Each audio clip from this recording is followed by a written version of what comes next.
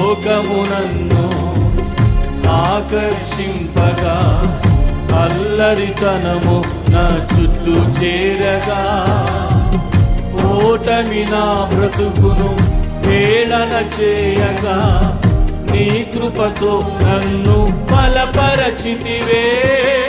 ఇంతగా నన్ను హెచ్చించుటకు ఏ పాటి వాడనో యేసయ్యా. ఇంతగా నన్ను హెచ్చించుటకు ఏ పాటి వాడనో యేసయ్యా.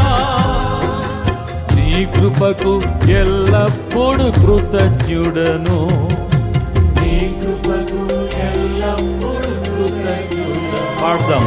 కృపయే కృపయే నేనేమై ఉన్నాను